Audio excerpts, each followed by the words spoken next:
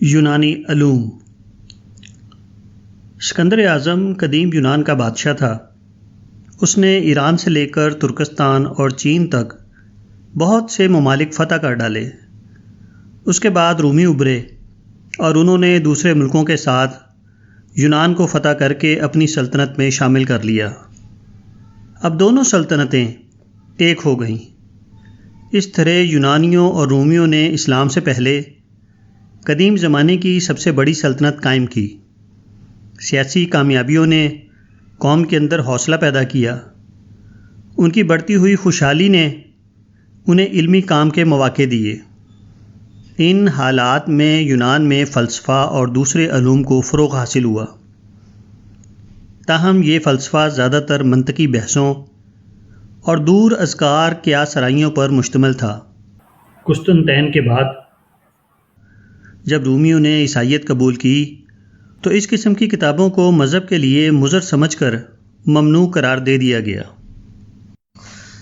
عباسی خلیفہ مامون رشید کو فلسفیانہ کتابوں کی تلاش ہوئی تو اس نے شاہ روم کو خط لکھا کہ فلسفے کے متعلق یونانی اور رومی مصنفین نے جو کچھ لکھا ہے ان کو بھیج دے۔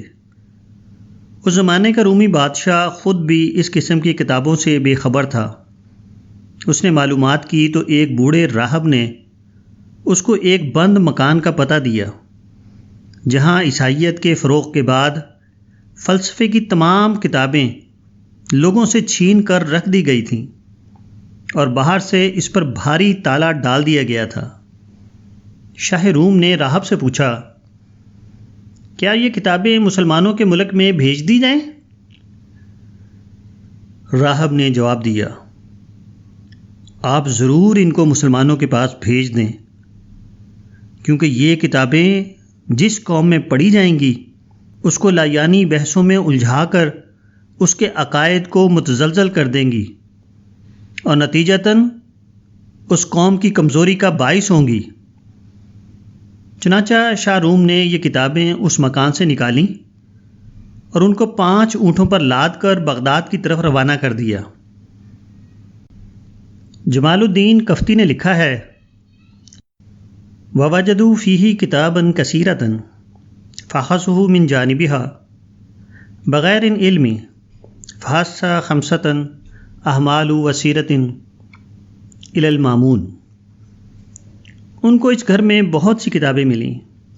انہوں نے کسی تحقیق و جستجو کے بغیر ایک طرف سے 5 بوجھ کے بقدر کتابیں لیں اور ان کو مامون کے پاس بھیج دیا۔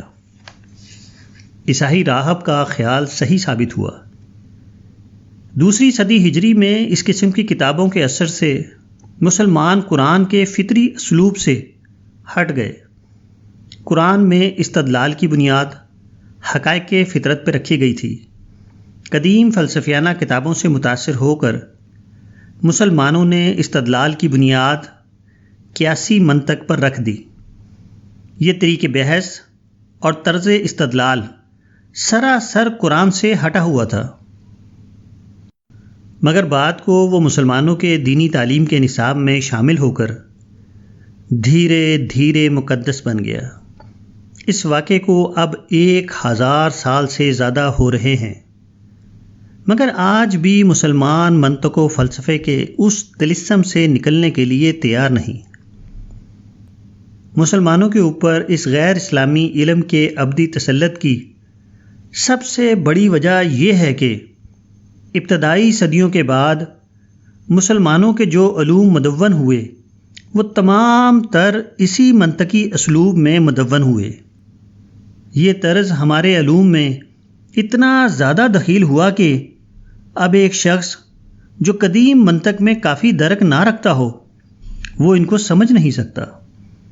مثلا شرح ملا علم نحو کی کتاب ہے اور ہمارے مدارس کے نصاب میں داخل ہے، مگر منطق کی اصطلاحات اور منطقی طرز بحث کو جانے بغیر اس کتاب کو سمجھنا ممکن نہیں۔ یہی حال فنون اسلامی کی دوسری کتابوں کا ہے۔ اس طرح منطق اسلامی علوم کی فنی تدوین میں داخل ہوئی اور بالآخر وہ اسلامی کتب خانے کا ایک مستقل جز بن گئی۔ اب غیر ضروری طور پر یہ سوال سامنے آ گیا کہ قدیم منطق کو چھوڑنا ہے تو اسلام کی قدیم فنی کتب کو بھی چھوڑنا پڑے گا۔ یہی وجہ ہے کہ آج درس نظامیہ میں معقولات کا عنصر اتنا چھا گیا ہے کہ خود اسلامی علوم اس کے نیچے دب کر رہ گئے ہیں۔